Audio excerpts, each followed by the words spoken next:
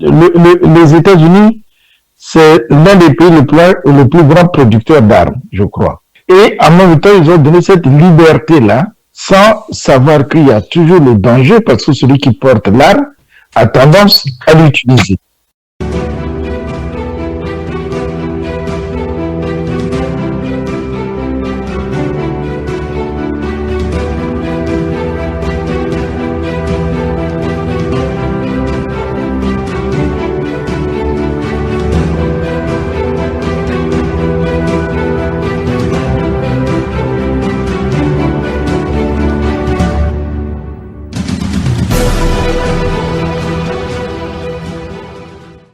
Chers auditeurs, chers auditrices de la radio Bakambi, bonsoir. Nous sommes aujourd'hui en train de parler toujours actualité. Nous sommes heureux de vous annoncer que nous allons prendre des petites vacances pour pouvoir nous aussi faire un break et nous retrouver avec vous début septembre pour parler de l'actualité. Nous allons parler actualité et nous allons faire tous les sujets possibles que nous pouvons couvrir avant de prendre nos vacances. Nous sommes aujourd'hui très heureux de pouvoir encore une fois de plus compter sur vous pour nous écouter, mais pour écouter aussi surtout ceux qui commentent et qui analysent. Moi, je sers plutôt comme canevas, je pose les questions et eux, ils répondent, ils essaient de répondre au plus près de ce qui se rapproche de vos analyses. Ces analyses sont celles de Monsieur Gaïno Grégoire que vous aurez aujourd'hui ce soir. Monsieur Gaïno, bonsoir. Bonsoir, Monsieur Caïs, bonsoir, chers co-débatteurs, bonsoir les auditeurs de Radio Bakambi et bienvenue sur cette radio qui vous informe au quotidien. Merci beaucoup. Aux côtés de M. Gaïno, vous aurez M. Gabriel Ndian. M. Ndian, bonsoir. Bonsoir, M. Caïs Ebelebe, notre animateur vedette. Bonsoir également à mes co-débatteurs, M. Gaïno et M. Sosten Nyambalat. Et bonsoir aussi à nos auditeurs et nos auditrices, les seuls et les uniques, de l'unique et la seule, la grande historique radio Bakambi, dont qui donne l'exemple plutôt aux Congolais d'organiser radiophoniquement des débats contradictoires. Parce que c'est de la contradiction que jaillit la lumière, pas l'inverse. Merci beaucoup, M. Ndian. Vous avez à votre côté M. Nyambalat, lui dont la voix est désormais familière pour tout le monde, comme la vôtre et comme celle de M. Gaïno. M. Sosten Nyambalat, bonsoir. Bonsoir à nos auditrices et auditeurs. Bonsoir à mes co-débatteurs, bonsoir Monsieur Ebelebe et bonsoir à tout le monde en ce jour lundi 15 juillet 2024. Qui sera le lundi. Avant notre dernière émission avant les vacances. Une émission qui va couvrir plusieurs sujets, donc qui sera divisée en plusieurs émissions. Nous allons essayer de couvrir le plus large possible l'actualité. Actualité oblige, on va parler États-Unis. Monsieur Donald Trump, qui est connu pour, pour ses, pour tout ce qui peut faire être imprévu, pour être un peu celui qui fait le spectacle à lui tout seul. Cette fois-ci, il est passé très loin, de très près, puis on va dire, de frôler, il a frôlé, on va dire, la mort. Il y a eu une tentative d'assassinat sur lui. Monsieur Nyambalat, vous êtes le premier à intervenir. Quand vous voyez ça, est-ce que vous vous dites, les États-Unis, avec la liberté de circuler avec les armes, c'est un pays qui doit revoir sa politique? Merci bien, mon cher Caïs Ebelebe, notre célèbre animateur de la radio Bakambi. Mais je pense que c'est pas nouveau aux États-Unis. Là, j'ai même découvert qu'il y a eu déjà au moins 4 assassinats des chefs d'État, des candidats. Les Kennedy étaient 2. Bon, il y a Lincoln, il y a donc, bref, c'est une culture un peu américaine, la culture des armes.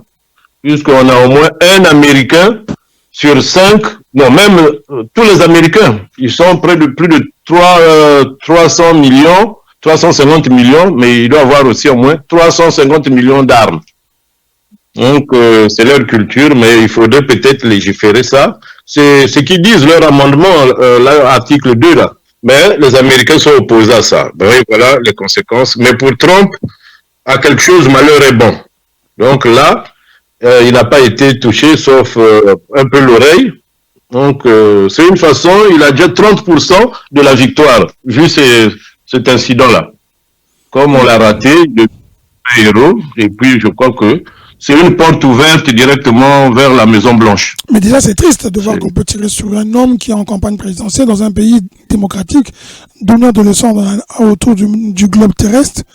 On pense toujours que le président américain, c'est l'un des plus gardés. Et là, il a frôlé vraiment la mort de très près. C'est assez triste. C'est vrai, c'est triste, mais c'est l'Amérique.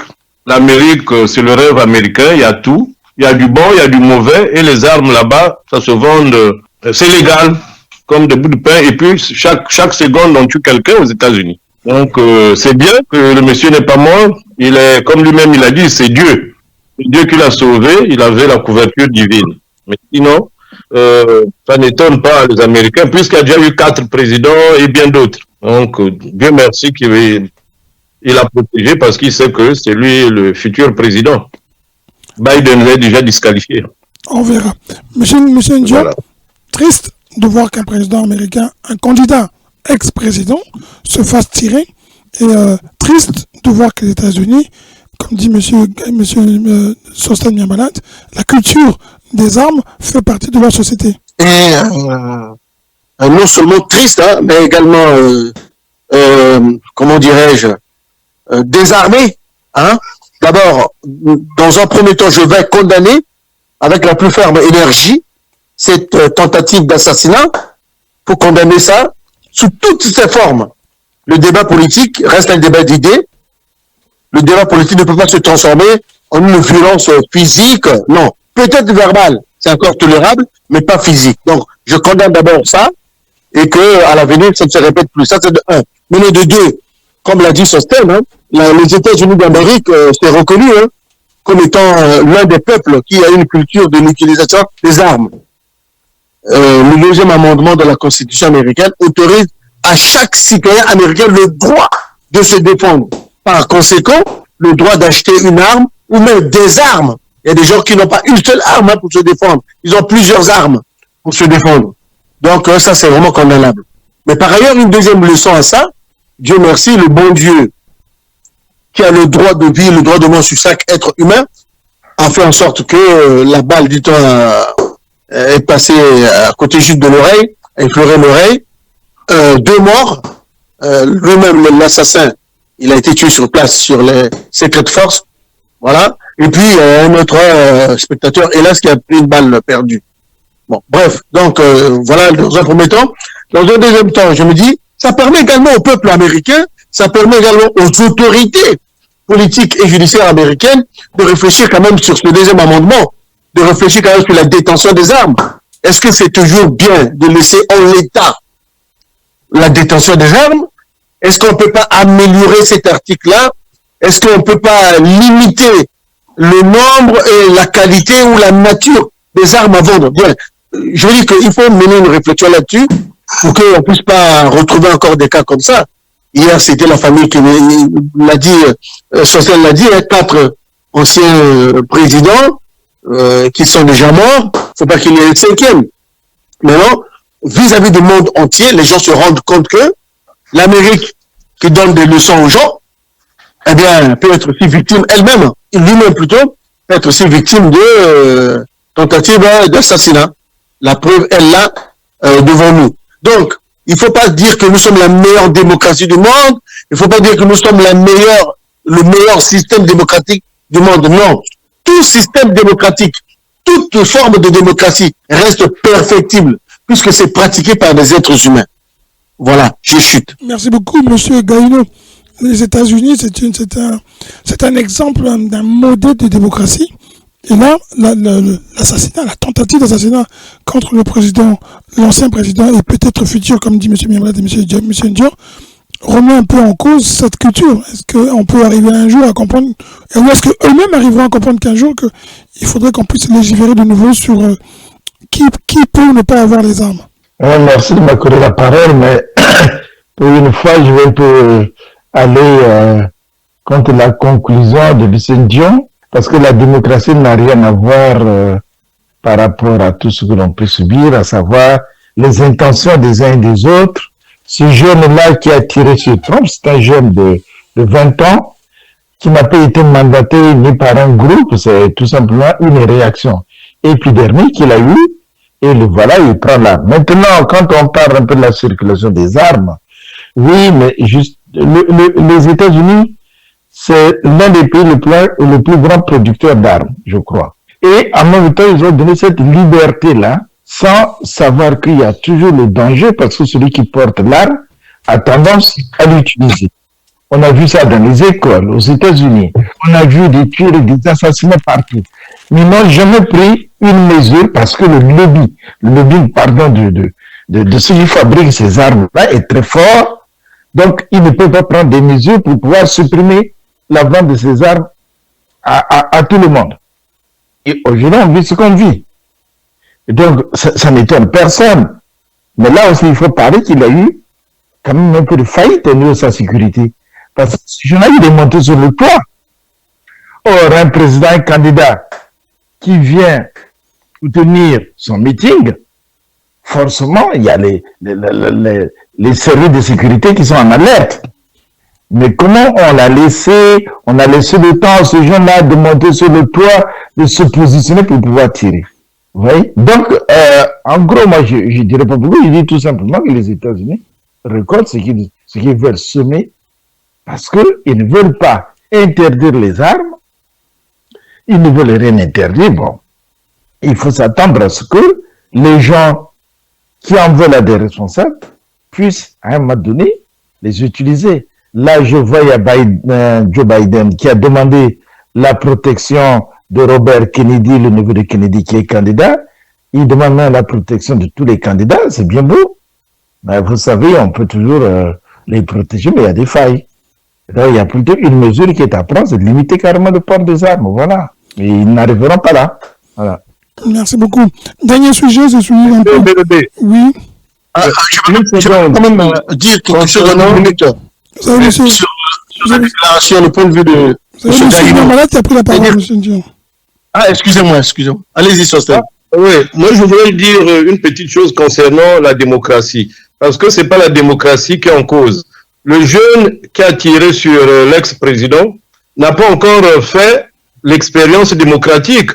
Parce qu'il n'a jamais voté de toute sa vie. Là, il venait avoir ses 20 ans. Donc, c'était sa première expérience. Mais dommage qu'il soit abattu. Donc, lui, en fait, la démocratie n'a jamais exercé son droit de vote, puisque c'est ce droit qu'on exprime sa volonté politique, sa démocratie. Mais lui, il n'a jamais voté de toute sa vie. Il est mort sans avoir... Mais la démocratie américaine, il a exercé d'une certaine manière, la démocratie américaine lui doit le droit de porter des armes. Je ne suis pas d'accord avec toi. Il a porté des armes. Non, mais non, lui n'a pas voté avec toi. Hein. Non, mais le vote, il pas seulement... C'est pas ça. Il n'y a pas que le vote qu'il ait voté, qu'il n'ait jamais voté. C'est un citoyen. La politique, ou on la fait, ou elle te fait. La politique, ça s'analyse par les actes que l'on pose. Qu'on soit membre d'un parti ou non membre d'un parti, on peut poser des actes qui peuvent avoir un caractère civil, comme on peut porter des actes qui peuvent avoir un caractère économique, comme on peut porter des actes, poser des actes qui ont un caractère politique. Il n'a pas tiré sur n'importe qui. S'il tire sur Nyambalat, sur M. Dion, sur n'importe quel citoyen lambda, il n'y a pas de souci. Les assassins, il y en a beaucoup dans le monde. Par contre, quand tu choisis ta cible, et que c'est pas n'importe qui, c'est quand même un candidat à l'élection, c'est pas fortuit, c'est pas par hasard. C'est sérieux quand même, M. Sostel. Donc, il a exercé une forme avec la démocratie. C'est un acte politique qu'il a posé, même s'il n'est pas membre de parti politique. Et ça touche la démocratie. Tu ne peux pas dire que ça ne touche pas la démocratie. Ça ne met pas en cause la démocratie. Ça ne met pas en cause la démocratie. Bien sûr, puisqu'on remet en cause le port d'armes qui fait partie de la Constitution américaine, qui fait partie de leur système démocratique. Mais ça a toujours été rejeté, c'est pas la première fois. Oui, mais c'est quand même. Deuxième amendement. Oui, mais donc ça met en cause quand même. Donc c'est le lobby américain qui fait en sorte que personne, même Barack Obama, quand il était là, il a fait ses 2 mandats, il peut même pas toucher une seule virgule, un seul point, une seule phrase du 2e amendement. Parce que le lobby est trop fort. Donc ça t'arrange. Ils tiennent à cette culture malgré les dégâts. Oui, on est d'accord, mais ça fait partie de la démocratie, ça, non? Non. Moi, je parle de... Là, je m'associe à M. Nyambalat. La démocratie n'a rien à voir. C'est une réaction qui lui est personnelle, soit parce qu'il est contre les idées que véhicule Trump, où il est contre la personne, le gars, et le gamin, il a réagi. D'accord. Ça n'a rien à faire Monsieur avec la Gaïno, démocratie. à partir du moment où il exerce des accords, quand il exerce son droit d'avoir les armes, tout simplement. c'est un droit démocratique qu'il est donné. Excusez-moi. Non, un mot tout simplement que le port d'armes là-bas, ça fait partie de la culture américaine. Mais de la démocratie américaine. Je ne comprends pas comment vous faites la différence. La démocratie, c'est une forme. C'est une forme de liberté. En France, ici, on n'a pas cette liberté. Au Congo, on n'a pas cette liberté. En Afrique, on n'a pas cette liberté-là. Mais chez eux, dans les principales formes de liberté qu'ils ont, le port des armes, chez eux, mais c'est pas un pays démocratique. Non, monsieur Gaïno, on parle d'autre chose, là, monsieur Gaïno. On parle d'autre chose. Mais non, vous parlez du droit d'exercer la démocratie. La démocratie n'est pas seulement de voter. Vous avez cité le mot démocratie. Mais attendez, excusez-moi. Aux États-Unis, la démocratie, ça ne s'arrête pas à voter. On parle de ça à ça quand même. Mais c'est quoi la démocratie? La démocratie, c'est une liberté d'expression, d'aller revenir, d'exercer ses droits. Mais le port d'armes aux États-Unis, ça n'a rien à voir avec la démocratie. Ça, c'est la culture. Non, je te l'ai pas dit. Le deuxième amendement américain, c'est un droit à tout citoyen américain de posséder des armes pour se défendre. Droit, oui, de posséder. C'est un droit culturel. Monsieur Obama, simplement M. Bush, il a voulu proposer un amendement pour le port d'armes. Mais justement parce que le lobbying qui détient justement cette structure est très très fort et pèse lourd. Donc, vous ne pouvez pas aller contre ce lobbying-là, c'est tout. Mais sinon, on l'aurait déjà changé. Et ça se base sur leur culture, la culture des cow-boys, la culture de la culture américaine. Mais qui a largement influencé le système démocratique américain, vous ne pouvez le nier quand même. Qui a largement influencé la Constitution, elle est votée, non? Elle est votée, la Constitution. Toutes les constitutions du monde, M. Gaïno souffrait. Toutes les constitutions du monde sont votées par un mode démocratique, de façon démocratique. Donc l'article numéro 1, l'article numéro 2, ainsi de suite, l'ensemble de la Constitution américaine qui autorise à son amendement 2, à son article 2, le port des armes comme droit donné à tout citoyen, qui rentre dans le cadre de leur culture américaine, comme vous dites, mais ça a été voté par un système, par le peuple, donc c'est démocratique. Donc on veut que cette forme de démocratique, M. Gabriel, le vote a été démocratique. Mais dire que le port d'armes fait partie de, je sais pas moi, des critères démocratiques, c'est faux. Parce que tu ne me diras pas que la France n'est pas démocratique, tu ne me diras pas que l'Allemagne, tu me diras pas que... Non, vous ramenez tout à la France, on parle aux États-Unis. M. Gaïno, excusez-nous. Par rapport aux États-Unis d'Amérique, la démocratie n'est pas aux États-Unis. Mais non, M. Gaïno. Il faut améliorer ça. C'est un point d'amélioration, un axe d'amélioration. L'article 2 de la Constitution américaine... Bon, on va avancer puisqu'on ne va pas tomber d'accord. La culture peut être améliorée. Les cultures ne sont pas bonnes. Donc, c'est plus culturel que démocratique. Donc, il faut améliorer la culture américaine d'armes, de cow-boy. À partir du moment où c'est un amendement constitutionnel, la Constitution fait partie de tous les outils démocratiques américains. On va avancer. Oui. On va avancer. Alors, quand on parle de cow-boy, on voit les États-Unis, on ne voit pas la France. Et on voit le système démocratique américain qui autorise le port d'armes. Dire le contraire, c'est quand même étonnant. Oui. Alors, pour continuer, on va parler tout de suite d'un autre sujet. Très vite, s'il vous plaît, très vite chacun, 1 minute chacun. On n'arrive toujours pas à tomber d'accord sur le nom, sur le Premier ministre ou pas Premier ministre.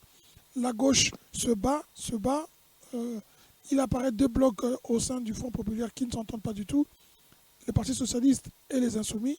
Vous avez quelque chose, vous avez une info qui permet de dire qu'on avance ou pas du tout? Est-ce que d'ici le 18, on pourra trouver un accord ou pas pour qu'il y ait un futur Premier ministre si jamais M. Macron accepte de jouer le jeu démocratique aussi? M. Ndion. Mais la situation politique française, elle est inédite. Elle est très complexe par ailleurs. Parce qu'effectivement, les fameux 3 blocs ne s'entendent pas du tout. Et même au sein des blocs, il y a des divisions internes. Nous en avons parlé tout à l'heure en off. Un premier nom a été évoqué, refusé.